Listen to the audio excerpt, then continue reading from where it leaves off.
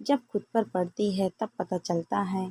Sunday था, सुबह के 9 बजे थे। मैं माँ से फ़ोन पर बातें कर रही थी। रात को उन्हें बुखार था। मैं कह रही थी, वहाँ ठंड बहुत होगी, ठंडे पानी में हाथ मत डालना। काकी को कहना वे सब काम ठीक से कर जाएगी, दवाई टाइम से ले लेना, और भी बहुत सारी बातें करके मैंने फ़ोन रख दिया।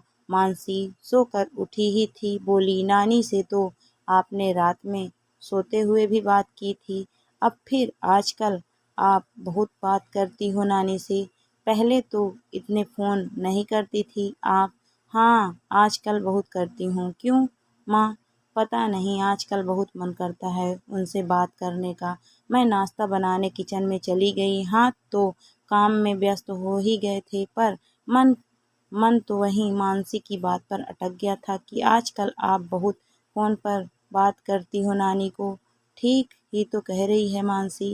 पहले तो मैं दूसरे तीसरे दिन कर पाती थी। अपने घर के कामों व्यस्तताओं के बीच उनका हालचाल लेकर अपने जीवन में रमी हुई थी, पर अब घर भी वही है, काम भी वही है, व्यस्तताएं भी वही है, कुछ नहीं बदला है। वही दिनचर्या, पर प्रत्यक्षतः भले ही कुछ भी बदला हो ना दिख रहा हो, पर मेरे मन के भीतर कहीं किसी कोने में बहुत बड़ा परिवर्तन हुआ है।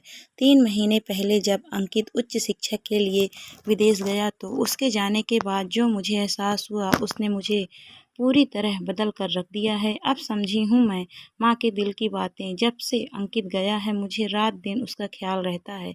मेरा बेटा पहली बार तो गया है घर से बाहर, वो भी इतनी दूर की। मिलना कब होगा यह भी तय नहीं है। फ़ोन पर ही तो टिका है सब। जब उसका फ़ोन आता है, जी उठती हूँ मैं। उसका चेहरा जैसे आंखों के आगे आ जाता है। कभी वो अधिक व्यस्त होता है तो पूरा दिन फ़ोन ना करके सीधे रात को ही करता है, तो कैसा उदास खाली खाली सा दिन बीतता है। एक छोटी सी घड़ी भी ले आई हूँ, जिसे पेरिस के उसके समय से मिलाकर रख दिया है। आते जाते घड़ी देखती रहती हूँ कि अब वहाँ इतने बजे हैं, अब वो सो रहा होगा, अब यह करेगा, अब वो करेगा। जैसे जैसे इस मन स्थिति से गुजरती रही, माँ की याद मन में पहले से कहीं ज़्यादा आकर हलचल मचाती रही। वे भी तो मेरे फ़ोन का इसी तरह इंतज़ार कर रही होगी। उन्हें भी तो मेरा फ़ोन करना इतना ही अच्छा लगता होगा। वे दिल्ली में अकेली रहती हैं, मैं यहाँ मुंबई से। उन्हें फ़ोन करने में कुछ लापरवाही सी क्यों करती रही, यह सोचकर थोड़ी ग्लानि होती है। मैंने क्यों नहीं उन्हें ऐसे फ़ोन रोज़ रोज़ किए। आज अंकित जब पूछता है कि खाने में क्या बनाया, आपकी किटी पार्टी कब है, आप कब सोकर उठीं, कितने बजे सोई थीं, सैर पर गई थीं, तबीयत कैसी है, आजकल क्या लिख रही हैं, कौन सी बुक पढ़ी हैं, आपके फ्रेंड्स के क्या हाल चाल हैं आदि, तो मन खुशी से भर उठता है। वो जब मेरी हर बात में रुचि दिखाता है तो मुझे कितना अच्छा लगता है।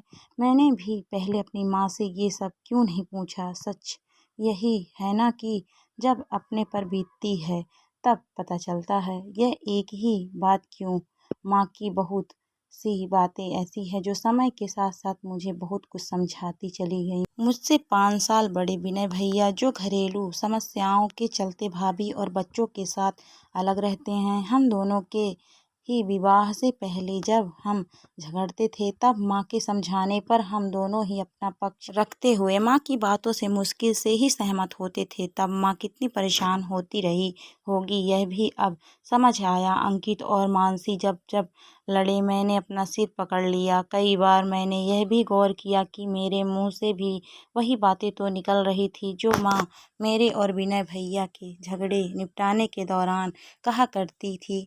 क्या माएँ एक ही मिट्टी की बनी होती है? क्या हर माँ एक जैसा ही सोचती है? आज जब हर बात अपने पर बीत रही है तो माँ को समझना कितना आसान होता जा रहा है, पर सालों लगते हैं इसमें। पिताजी की असमय मृत्यु पर उन्होंने कितने दुख झेले होंगे, समझती हूँ। रिश्तेदारों से निभाने में कितने धैर्य की ज़रूरत होती है। अब समझ आया कि उस समय कुछ रिश्तेदारों से माँ ने पूरी तरह से संबंध तोड़ लिए थे। उस समय कम उम्र में मुझे माँ की यह बात समझ नहीं आई थी, पर अब खुद अनचाहे स्वार्थी दिल को दुखी करने वाले रिश्तों से मैंने स्वयं को दूर कर लिया है। अब समझ में आया है कि कुछ रिश्तों को अपने मन की शांति के लिए तोड़ने में ही भलाई होती है। यही तो विडंबना है कि हमें अपने माता पिता के दुख दर्द समझने में काफ़ी समय लग जाता है। समय के बीतने के बाद कुछ किया भी तो नहीं जा सकता ना। पर अब जितना भी समय जिसके पास है उसका एक एक पल तो जिया जा सकता है। अब तो मेरे फ़ोन करने पर माँ ही हैरान होकर कहती है, अरे अभी सुबह ही तो बात हुई थी तुझसे, दोपहर होते ही फिर माँ की याद आ गई। मैं भी लाड में कह देती हूँ, माँ की याद आने का भी कोई टाइम होता है क्या? वे हंस पड़ती हैं। कई बार पूछ चुकी हैं, तुम्हें हुआ क्या है? अंकित की बहुत याद आती है ना? माँ है ना, पढ़ लेती हैं। इस उम्र में भी मेरे मन की था। माँ जब अपनी फ्रेंड्स के साथ घूमने जाती हैं, कभी कोई तीर्थ या कभी कहीं और, तब फ़ोन पर जब मैं पूछती हूँ, माँ मज़ा आया फ्रेंड्स के साथ, तो माँ का जवाब हमेशा यही होता है, हाँ अच्छा तो लगा, पर जितना मज़ा अपने बच्चों के साथ समय बिताने में आता है उतना किसी के साथ नहीं आता।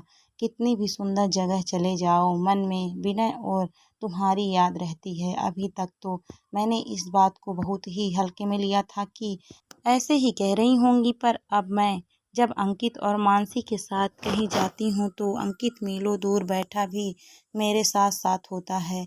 मेरे मन में कि अभी साथ होता तो यह मांगता, यह जिद करता और पता नहीं क्या क्या। आज माँ की एक एक बात कितनी सच लग रही है। कुछ सालों बाद मानसी का विवाह होगा, अंकित की गृहस्थी बसेगी, दोनों बच्चे अपनी अपनी दुनिया में रम जाएंगे। फिर तो पता नहीं माँ की क्या क्या बातें और याद आएगी, उनकी कौन सी भावनाओं का मुझे भी एहसास होगा। लेकिन यह सच है कि आजकल माँ की बहुत याद आती है। उनके जीवन की, उनकी बातों की गहराई तो काफ़ी समझ चुकी हूँ, कितनी बाकी है देखते हैं। दोस्तों कहानी आपको कैसी लगी कमेंट करके ज़रूर बताइए। कहानी अच्छी लगी है तो वीडियो को लाइक शेयर करें। अगर आप मेरे चैनल पर नए हैं तो प्लीज़ मेरे चैनल को सब्सक्राइब भी करें। Thank you for watching my video.